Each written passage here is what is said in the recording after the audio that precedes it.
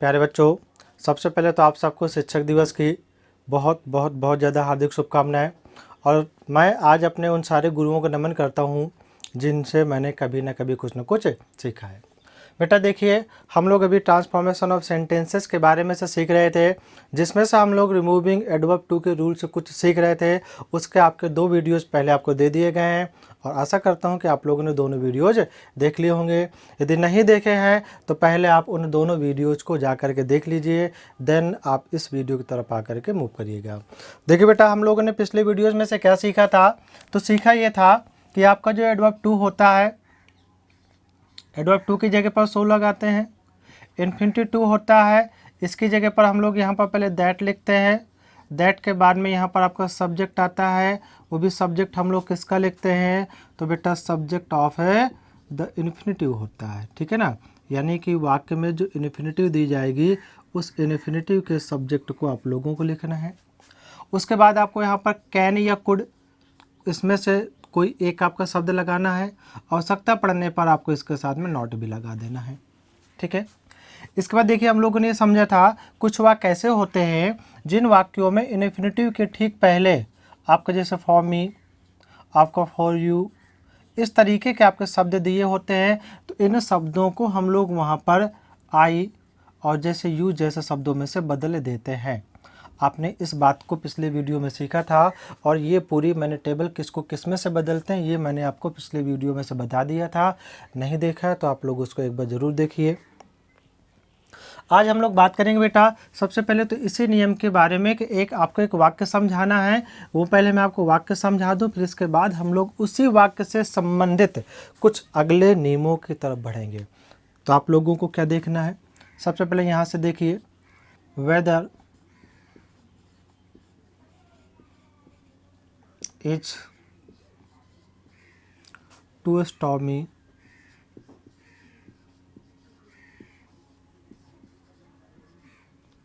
For me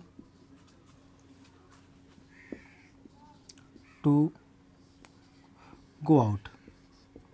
अब देखिए यहाँ पर ये वाक्य लिखा है, इस वाक्य का आपका रूप परिवर्तन कैसे करेंगे ये मैं आपको पिछले वीडियो में समझा चुका था, लेकिन आप लोग इसको एक बार पहले और समझिए कैसे करके इसका जब आप लोग रूप परिवर्तन यहाँ पर करेंगे तो दोस्तों कुछ ऐसा हो जाएगा कि weather is so stormy, that आ जाएगा। और दैट के बाद जो हम लोग यहाँ पर पहला सब्जेक्ट लगाते हैं, यानी कि जो सब्जेक्ट लगाते हैं, तो क्या करेंगे हम लोग इसको सब्जेक्ट के तौर पर लिखेंगे। मैंने बताया भी कि इन्फिनिटिव के पहले जो ये शब्द दिए होते हैं उन्हीं को आपको दैट के बाद में यहाँ पर लिख देना है। और ये क्यों लिखते हैं, क्योंकि यही शब्द वास्तव में इस इन्फिनिटिव का सब्जेक्ट भी होता है। इसलिए I can not go out, इस तरीके से लिख दिया जाएगा। अब ये आपका था पिछले वीडियो में, जैसा कि मैंने आपको समझाया था पिछले नियम के अनुसार। अब यदि हम लोग इसी वाक्य को यदि इस तरीके से लिख दें, इसी वाक्य को यहाँ पर इस तरीके से लिखे हैं कि weather is too stormy to go out, इस तरीके से लिख दे, weather is too stormy to go out. अब देखिए इस वाक्य में और आपका जो पहला वाक्य लिखा था इस वाक्य में आपका अंतर है। अंतर यहाँ पर क्या लिखा, फॉर्म में लिखा है, यहाँ पर आपका फॉर्म में नहीं लिखा है। अब हम लोग इस वाक्य को इस पहले वाक्य के जैसे नहीं बना सकते हैं। क्लियर। अब यहाँ पर एक वाक्य आपको और समझना है, मैं यहाँ पर लिख दूँ उसको भी। मैंने लिखा Amar was too lazy to wake up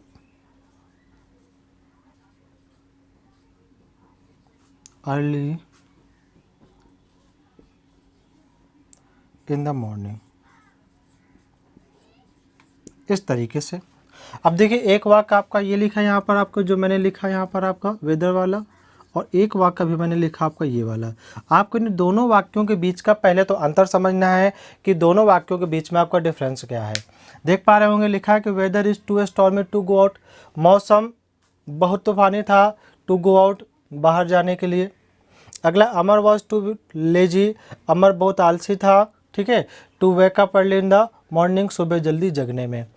अब आप लोगों को बेटा यहाँ पर केवल ये पता लगाना है कि ये जो एडजेक्टिव के बाद में आपकी इन्फिनिटिव दी गई है, ये जो एडजेक्टिव के बाद में इन्फिनिटिव दी गई है, ये इन्फिनिटिव का कार्य इस आगे यानी कि पहले दिए गए सब्जेक्ट ने किया है कि नहीं किया है। मतलब आपको क्या पता लगाना है कि ये जो इन्फिनिटिव दी गई है, इस इन्फिनिटिव के कार्य को इस सब्जेक्ट ने किया है कि नहीं किया है। और यदि आप लोग इतना जान लेंगे तो आप लोग इन दोनों वाक्यों के बीच का अंतर भी समझ लेंगे कि दोनों वाक्यों के बीच में आपका अंतर क्या है। तो देखिए आप लोग थोड़ा सा यदि अर्थ निकालेंगे, यहाँ पर लिखा वेदर, वेदर मीन्स होता मौसम, ठीक है ना। मौसम बहुत तूफानी था, टू गो आउट बाहर जाने में। मौसम बहुत तूफानी था, टू गो आउट का मतलब हुआ बाहर जाना। तो बताइए बेटा बाहर जाने का काम ये मौसम स्वयं करेगा या बाहर जाने का काम किसी और व्यक्ति को करना है। मैंने पूछा कि जो बाहर जाने का ये शब्द लिखा हुआ है, ये कार्य ये मौसम स्वयं करेगा या कोई यहाँ पर दूसरा व्यक्ति इस काम को करेगा। तो देखो मौसम तो एक प्रकार का निर्जीव होता है और वो तो कहीं पर बाहर जा भी नहीं सकता है। इसका मतलब है कि बाहर जाने का काम कोई दूसरा व्यक्ति ही करेगा, ये ध्यान रखिए। अगली बात जैसे इसमें समझिए, अमर वॉज टू लेजी, अमर बहुत आलसी था, टू वेकअप कि जगने के लिए, अर्ली इन द मॉर्निंग सुबह जल्दी, कि मतलब अमर आलसी था। तो बताइए यहाँ पर जगने का काम किसको करना है, तो अमर को ही करना है। तो केवल आपको इसमें से क्या पता लगाना था कि ये इन्फिनिटिव का कार्य इस सब्जेक्ट ने किया है कि नहीं किया है। यदि इन्फिनिटिव का कार्य ये सब्जेक्ट करे, जो इन्फिनिटिव दी गई है इस कार्य को यदि यह सब्जेक्ट करता है तो समझ लीजिए कि आपको उस वाक्य को वही पहले के बिल्कुल आसान नियमों की तरह ही बनाना है। यदि आपका कोई वाक्य ऐसा लिखा है कि इस वाक्य में जो इन्फिनिटिव दी गई है इसका कार्य यह सब्जेक्ट नहीं करेगा बल्कि कोई दूसरा व्यक्ति ही करेगा और वह व्यक्ति यहाँ पर आपका न दिया गया हो, तो उस वाक्य के लिए थोड़ा सा आपको नया नियम लगाना है। और नए नियम में केवल आपका परिवर्तन होगा यहाँ पर। वो क्या परिवर्तन होगा, आइए हम लोग पहले उसको समझ लेते हैं। लेकिन उसके पहले मैं आपको जरा वाला वाक्य बता दूँ। तो बेटा वाक्य बनेगा आपका अमर वॉज सो बिजी दैट। अब अमर के लिए सब्जेक्ट के तौर पर क्या लगाएंगे बेटा, ही। कैन या कुड आ जाएगा, तो कुड आ जाएगा यहाँ पर। Wake up early in the morning.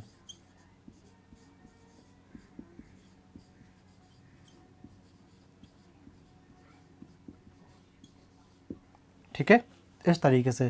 तो ये वाक्य आपका पहले की तरह बन जाएगा, लेकिन आपको पहले की तरह कब बनाना है कि जब यहाँ पर इन्फिनिटिव का कार्य ये सब्जेक्ट स्वयं कर रहा हो, केवल तब।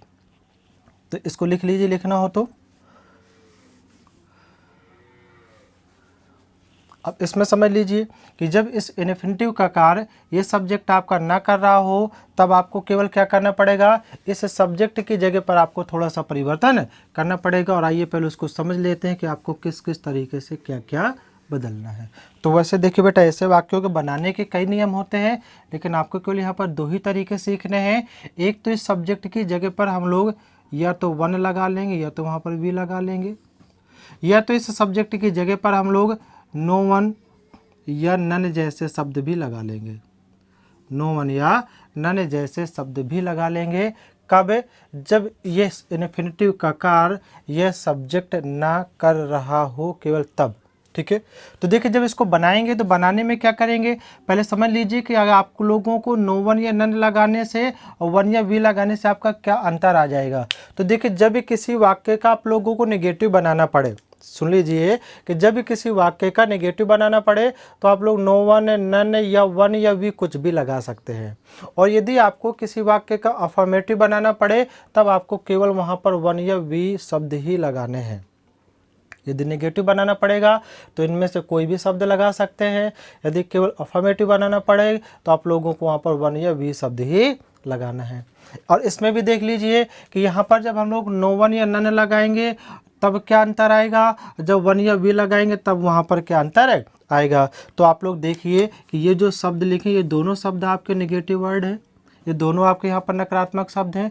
तो इसका मतलब ये है कि यदि किसी वाक्य में आप लोग इन शब्दों को लगा दोगे तब उस वाक्य में नॉट का यूज नहीं किया जाएगा।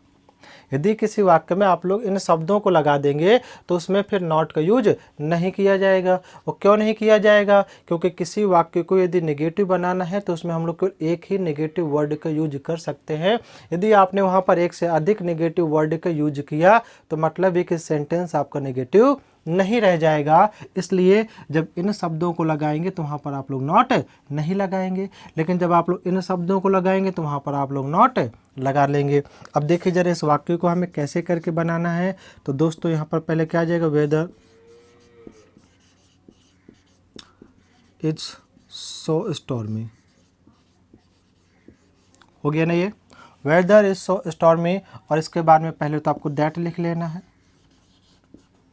दैट के बाद में देखिए आप लोग यहाँ पर नो वन या नन ये भी लगा सकते हैं, या तो आप लोग यहाँ पर वन या वी ये भी लगा सकते हैं। क्यों? क्योंकि ये यहाँ पर जो इन्फिनिटिव है तो आपके पॉजिटिव में है, तो इसको आपको नेगेटिव में बदलना पड़ेगा। तो आपका क्या आ जाएगा, नो वन इज है तो यहाँ पर आपका कैन गो आउट। इस प्रकार से आपका वाक्य बन जाएगा। और वही यदि आप लोग चाहें तो इस वाक्य में क्या कर सकते हैं, जहाँ पर आपका नो वन या नन लगा है इसकी जगह पर आप लोग क्या कर सकते हैं, वन या वी जैसे शब्द भी लगा सकते हैं। लेकिन जब आप लोग यहाँ पर वन या वी जैसे शब्द लगाएंगे तो मान लीजिए आपने यहाँ पर वन लिख लिया, आपके यहाँ पर कैन आ जाएगा, बट कैन के साथ में फिर आपको नॉट लगाना पड़ेगा बेटा, इस तरीके से। ठीक है, तो मैंने केवल दैट के आगे वाला वाक्य केवल लिखा, बाकी का वाक्य मैंने नहीं लिखा है। तो weather is so stormy that one can not go out, या तो ये बना लीजिए, या weather is so stormy that no one can go out. एक वाक्य और समझ लीजिए इसी तरीके का है।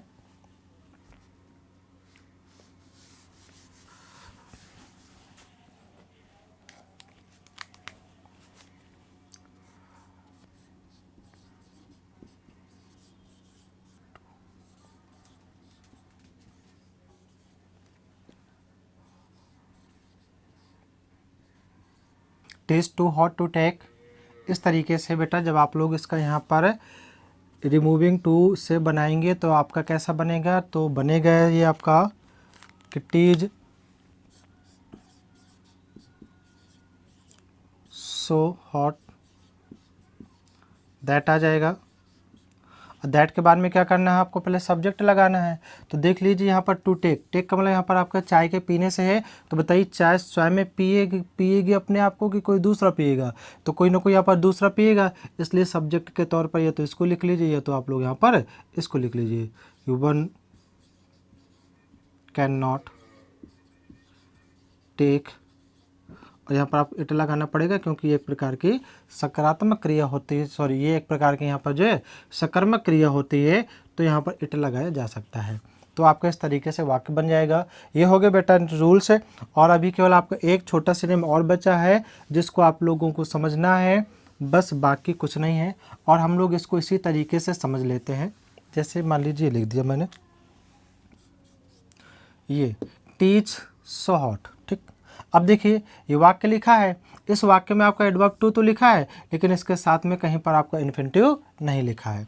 तो जब कोई आपका ऐसा वाक्य दे दिया जाए कि जिस वाक्य में एडवर्ब टू तो दिया जाए लेकिन उस वाक्य में वहाँ पर आपको इन्फिनिटिव ना दिया गया हो, एडवर्ब टू तो दिया गया हो लेकिन उस वाक्य में क्या ना हो, इन्फिनिटिव ना दी गई हो, तो केवल आपको कुछ नहीं करना है, उस एडवर्ब टू की जगह पर आपको सीधे सीधे क्या लिख देना, ओवर लगा देना है और आपका वाक्य बड़ी आसानी से बदल जाएगा।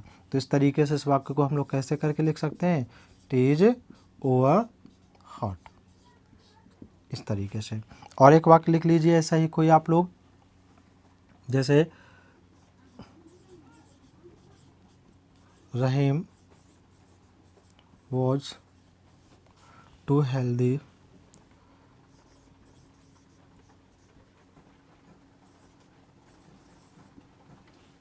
रहीम is too healthy for his age. तो जब इसका यहाँ पर आप लोग बनाएंगे दोस्तों तो बन जाएगा क्या, रहीम वॉज, और यहाँ पर टू की जगह पर केवल क्या करेंगे, ओवर लगा देंगे और आपका वाक्य बन जाएगा। बाकी का आप लोग एज इट इज लिख देना है। और आप लोग समझ चुके होंगे कि हमने यहाँ पर ओवर क्यों लिखा है, इसलिए कि इस वाक्य में केवल एडवर्ब टू लिखा है और इसमें आपका इन्फिनेटिव नहीं दी गई है। इस प्रकार से क्लियर बेटा। यदि आपको वीडियो अच्छा लगा हो तो वीडियो को लाइक कर दीजिए, शेयर कर दीजिए। और यदि अभी तक भी आपने अभी चैनल को सब्सक्राइब नहीं किया है तो चैनल को सब्सक्राइब जरूर कर लीजिए और साथ साथ बेल आइकन को भी प्रेस कर दीजिए ताकि प्रत्येक आने वाली वीडियोज़ की नोटिफिकेशन आपके पास तक पहुंच जाए।